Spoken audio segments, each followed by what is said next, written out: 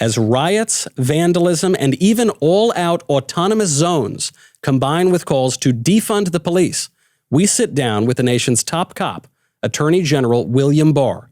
This is Verdict with Ted Cruz.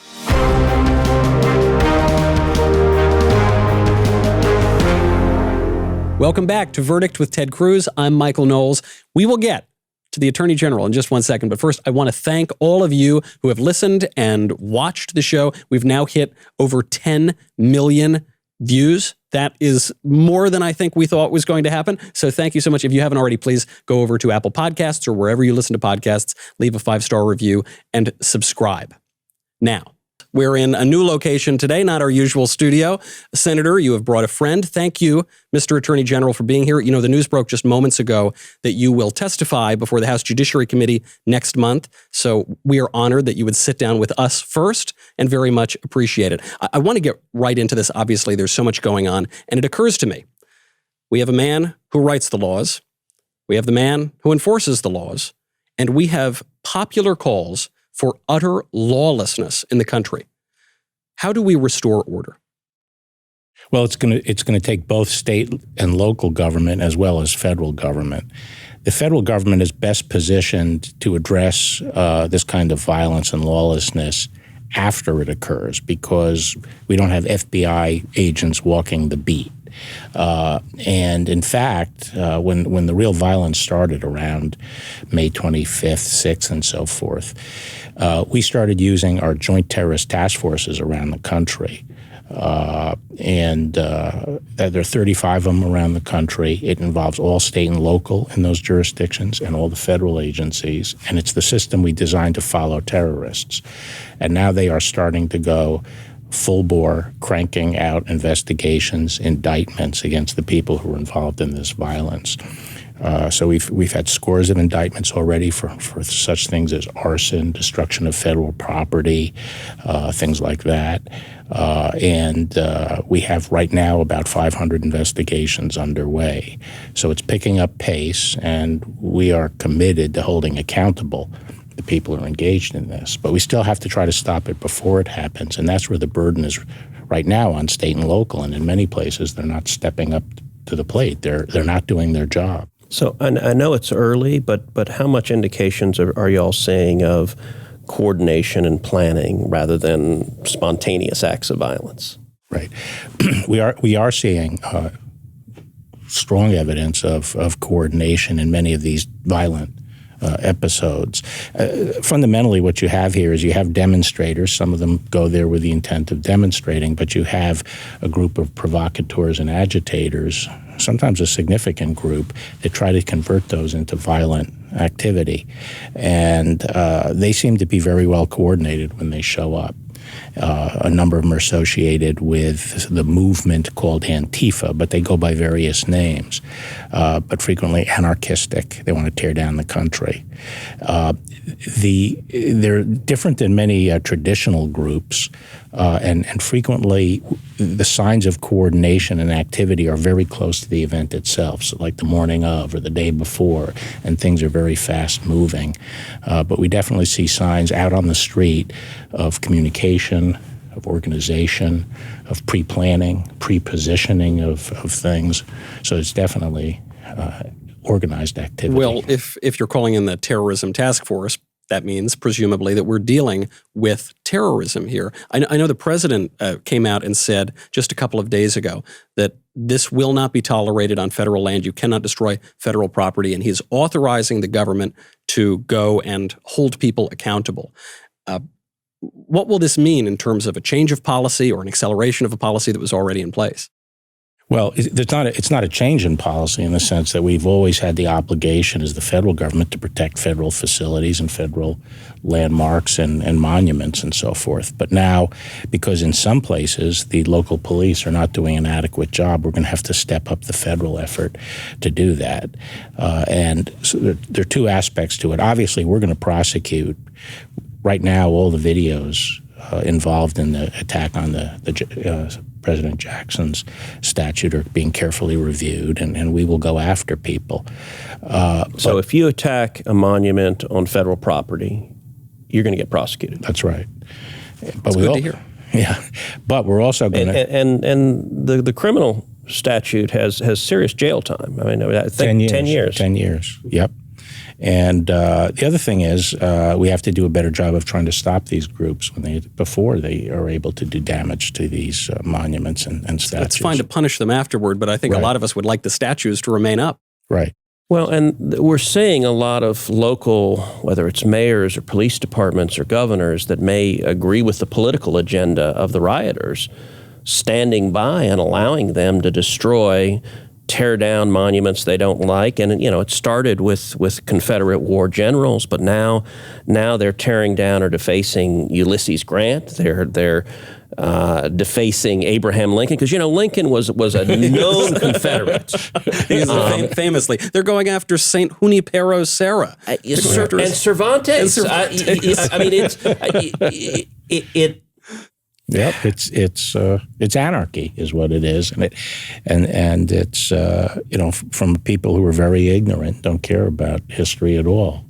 I imagine they looked at U.S. Grant's statue, didn't know who he really was, wasn't sure what side he was on. But of course, old guy with a beard, he's got to be bad. He's a terrible guy. He was a great Republican president who did more for advancing the right of African Americans in this country probably than any single president. He crushed the Ku Klux Klan. And came down, crushed the Klan. Yeah.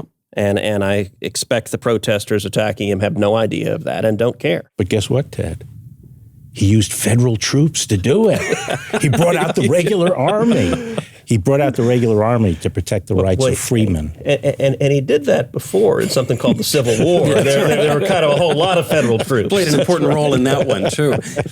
On this point of enforcing the law and going after these people who are causing violence, the place that the president announced this policy was, as one might expect, on Twitter. And then Twitter censored the president's tweet. So the president said, we are going to enforce the law against people committing crimes. And Twitter said this violated the policy. I know, Senator, you have been talking about this kind of thing for years at this point. I think it ties into another question people are asking of the DOJ. What are we going to do about abuses at big technology companies? Well, there's sort of a couple of lines being pursued. We have antitrust investigation of all the major internet platforms, or most of the major internet platforms, and that's very much underway. I expect to be making decisions in the next few weeks about actions on that. So I think during the summer we'll see some developments. But this issue of censorship is very troubling because our country was based, and the framers, as you know, believed in the thing that would ultimately keep us free and keep a majority from oppressing a minority is a lot of diversity of voices out there in a robust marketplace. But these behemoths have gotten a vast, strong control over the expression of views and then public forum here in the United States. And they got there, and I've said this is the biggest bait and switch in history. They got there by saying, hey, we're going to be open to all views. Come join us because then you can have your views. So they built up this powerful network, very strong market power based on the representation that they were sort of open to all as a sort of a bulletin board. But then when they got that market power, now they're censoring views, just like the example you gave, and they're now censoring views, and so we're getting increasingly monolithic viewpoints being presented to the American people rather than the kind of robust debate. So one thing we're doing there is we're saying that Rule 230, which is a rule that gave immunity to companies for taking down things and didn't therefore convert them into a publisher where they'd be responsible for everything that appears on their site. We want to modify that so that they have to have clear terms of service. They have to show that what they took down they had reasonable grounds for saying it violated their terms of service, and they have to give notice and process to people whose content they take down. That's one of the things that we're proposing. This is perfectly reasonable to me, and yet, Senator, I know when you've brought up Rule 230, people have harangued you for it and said this is absolutely not the right way to go, and just leave Twitter alone and leave Google alone and let them control the flow of information around the internet. Well, look, there's good news on this, in that I think there's growing and even bipartisan frustration with big tech. that you've got a handful of Silicon Valley billionaires that are the new colossus, and they behave as if they're untouchable. And let's use the Twitter example from this week. You don't have to go back very far. So the President of the United States sent out a tweet that if violent anarchists try to set up a lawless autonomous zone in Washington, D.C., that law enforcement will stop them. Twitter blocked that tweet. Yeah. And said it was abusive for the president to say, we're not going to let violent anarchists take over our capital. And this is, I assume, you've got a Silicon Valley billionaire on his yacht saying, no, silence, little one. And by the way, if they have the right to do that, if they can silence the president, if they can silence media outlets, what hope does an ordinary citizen have? I mean, look, the president at least has a pretty big megaphone, even if they do silence him. True. He doesn't have difficulty being heard. How about the rest of us? Right. And the absolute brazenness of it. Another example from this week, Google went after the Federalists, a conservative media outlet, called them up and said, okay, our problem, it's actually not with your content. They said, we're going to demonetize you because there's some comments on your comment section that are objectionable. I don't know if they identified the comment. So they're going to take this news organization off of the advertising platform, which the advertising is what allows the news organization to exist. If you kick them off, you're bankrupting the news. It is doing exactly that, is sucking the oxygen out. And, a quick perusal of liberal websites show a bunch of them have comment sites, and you can find all sorts of obnoxious and offensive comments on the liberal websites. They're not imposing that on them. And this is an interesting development actually for the DOJ investigation. One place you find comments is YouTube. Now, YouTube is a wholly owned subsidiary of Google. It's an incredibly profitable subsidiary of Google.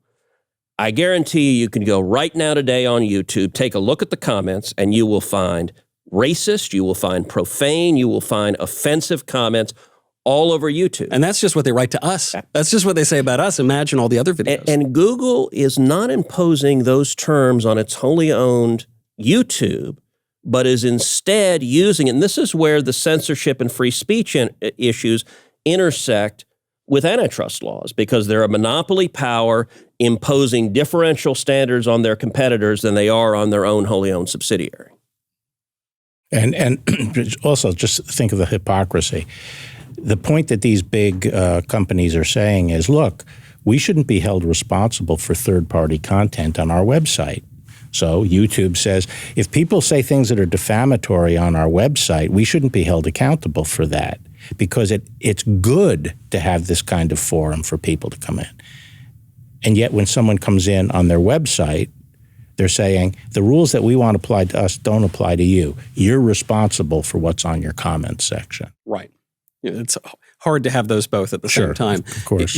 Senator, you mentioned the autonomous zone before.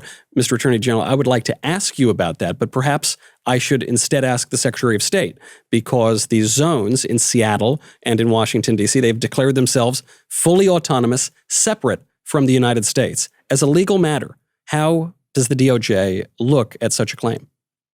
Well, obviously, they're not separate from the United States. They're, a bunch of agitators who have planted themselves in the middle of Seattle and are bullying the people who live there and the businesses that are there. And the Seattle government is not protecting its people. It's not enforcing. It's not protecting the federal rights of those citizens. Right.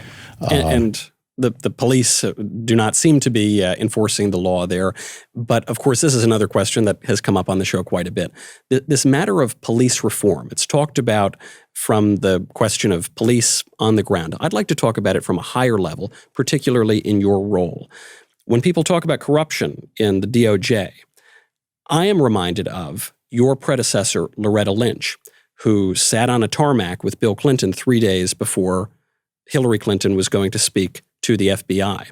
I am reminded of her predecessor, Eric Holder, who referred to himself as Barack Obama's wingman in 2013 while he was in office.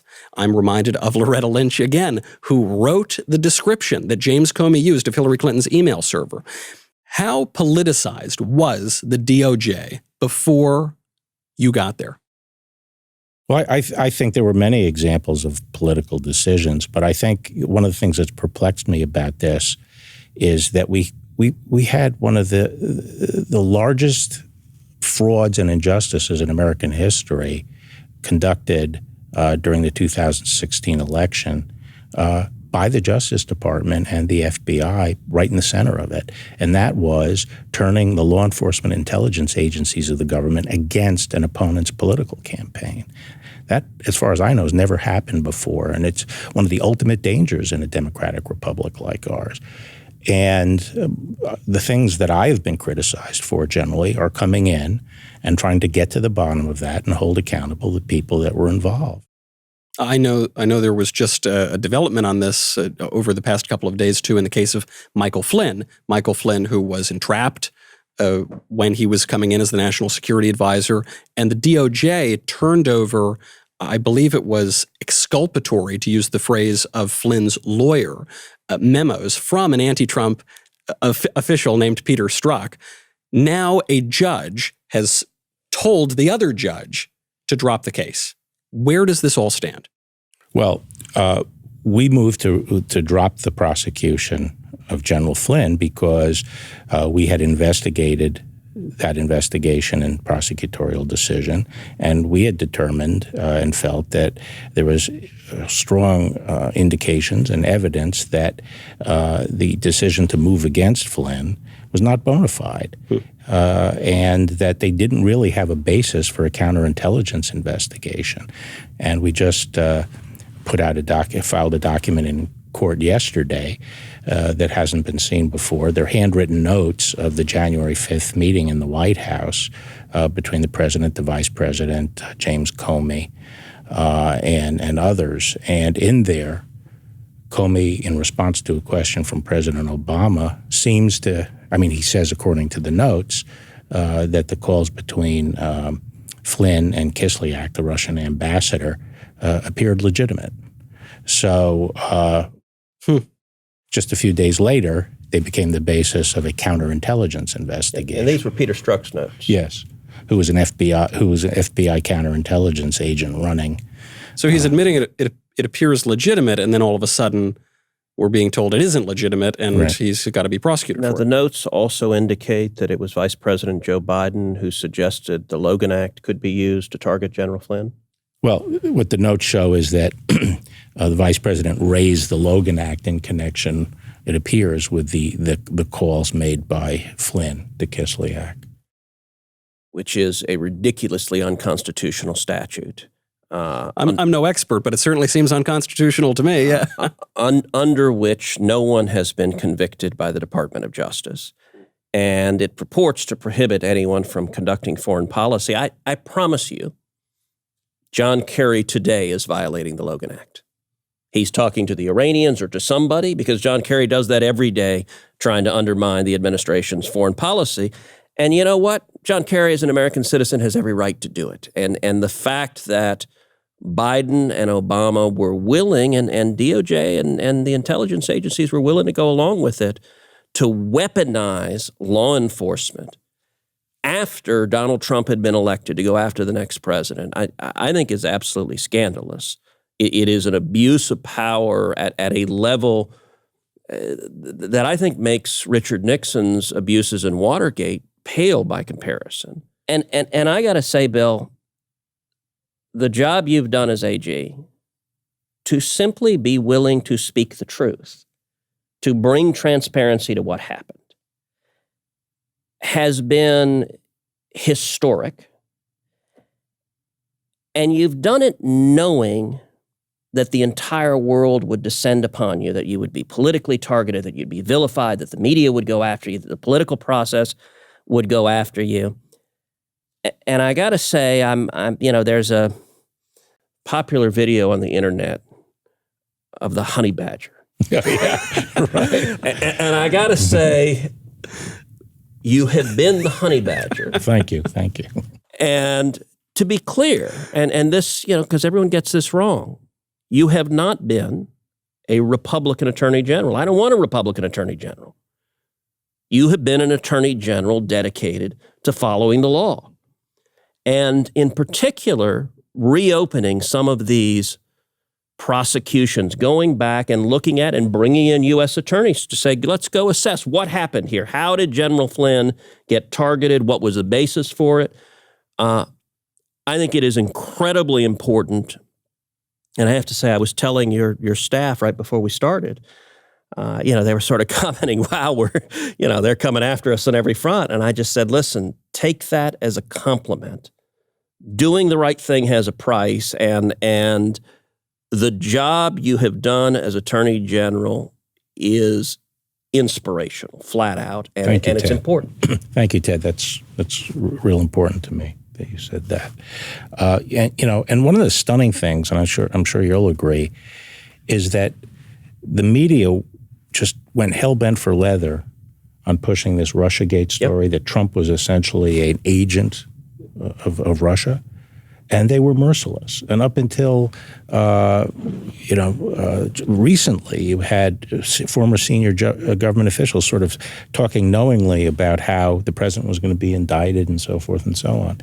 Do you hear any of? Is there anyone standing up now and saying that President Trump is an agent of a foreign power? No. Oops, they got it wrong. And you wouldn't know that because there's been no retraction, there's been no readjustment by the media or all the people who've been pushing this story. They're just on to the next false scandal because their purpose seems to be to cripple this administration and drive it from office at any cost. It's just sort of gone down the memory hole. We've completely forgotten about it. I do want to get back in a moment to all of the top important questions of state. But Senator, you've brought up something that I think a lot of people are curious about. I certainly am. What am I supposed to call you? Is it Mr. Attorney General? Is it General Barr? Is it Honey Badger? What is the proper term to refer to the Attorney General of the United States?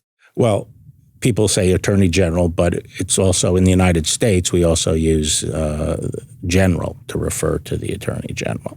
But that actually is a mistake. I like it, and I think we should still keep this. But it's actually from the Norman French, which was Attorney General, which was then carried over to England by the Normans, and they referred to Attorney General, something general. And general is the adjective. It meant general attorney, the general attorney, like the general counsel. And we just use the term general, but every other English-speaking country to refer to the Attorney General says attorney. So the form of address in Britain, New Zealand, Australia, and Canada is attorney. The form of address in the United States is general. It's general. So the plural it's based would be... on a mistake.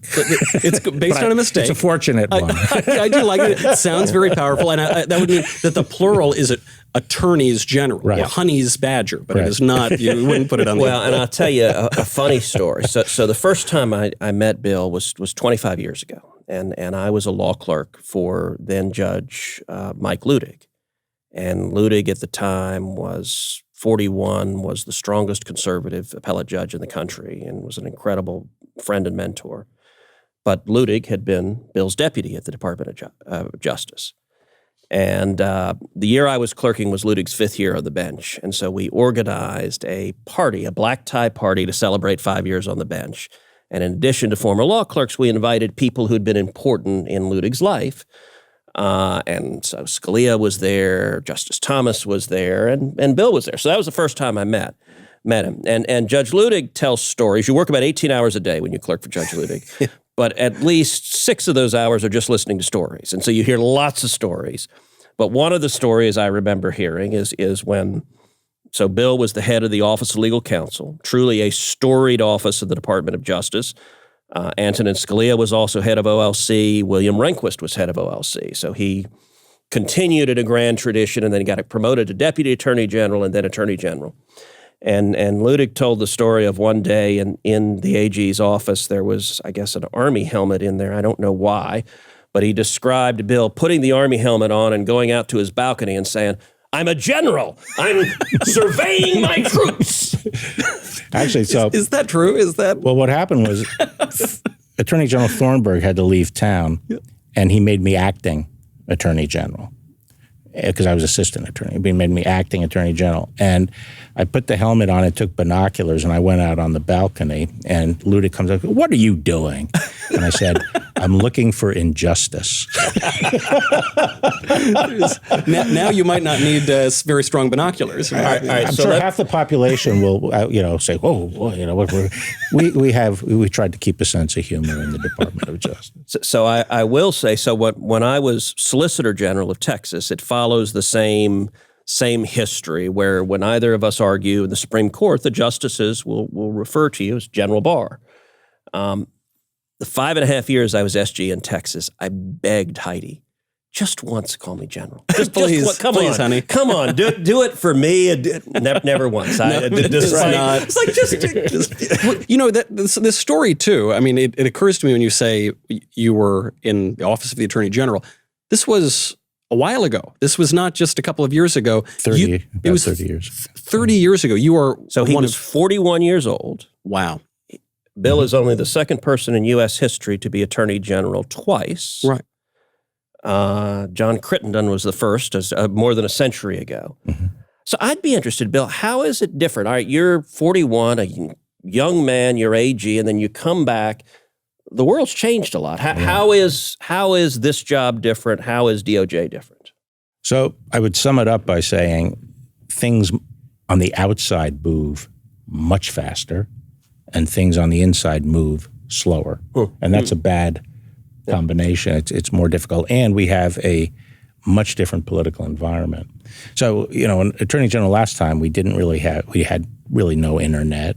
Our cell phones were like World War II walkie-talkies, and my detail had one, and that's my only access to. So that's the world we lived in. And the news moved slowly. It was like, the New York Times is working on an article. It's coming out next week. So now everything is instantaneous, obviously. So the world moves much faster. Inside the department, I think, is slower because I think the laws are more complicated. People have to dot all the I's and cross all the T's, and there are more rules have been put into effect that can hold prosecutors in jeopardy if they make a mistake. So things move a lot slower in the department.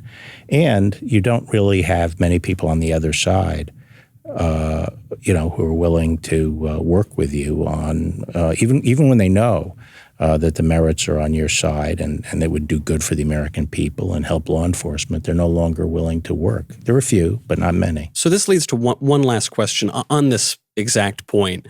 Before we go, you did the job before. You got all the glory. You've been there, done that. All that could be left for you to do are the headaches, are the difficulties. And as you've said, the world has gotten so much faster and more tense. Why come back and do the job again? Because I didn't want to, and I resisted it for a long time, and I suggested other people. But at the end of the day, I saw the department being used as a political weapon in our system. And I thought that it was injurious to the rule of law and injurious to our important institutions in our country. And I thought there was this idea of resisting a duly elected president of the United States and using every device to impair his administration was disastrous. And I thought that he needed an attorney general at that point, and I agreed to do it. Well, and the one of the things that I think you have brought to this job is you have an understanding of the legal authority that the Department of Justice has, the obligation to follow the law. One of the latest attacks coming at you is the firing of Jeffrey Berman, the U.S. attorney in the Southern District of New York. Now, all 93 U.S. attorneys serve at the pleasure of the president, and the president can dismiss any of them. But some voices on Capitol Hill are reacting as if it is an astonishing thing to ask the U.S. attorney to step down. So I'm curious, why did you fire Jeffrey Berman? Well, that particular situation, it wasn't really a move against Jeffrey Berman or to get rid of Jeffrey Berman. It was really that the president had not nominated his own attorney general for that position. Mr. Berman had been appointed by the court under a particular provision of statute. So how does that work? How does a court that's unusual? Yeah, so there are certain situations where if you're there's a vacancy in the office and there's no one who has been yet confirmed by the Senate, you can be approved, put in place by the court until someone is confirmed by the Senate. And sometimes they're put in by the court and then the administration doesn't even proceed with the nominee and they can stay in for a while. But the president explicitly has removal authority over all U.S. attorneys. U.S. attorneys are assisting the president enforce the law, seeing that the laws are faithfully executed. So they are agents of the president in that respect constitutionally.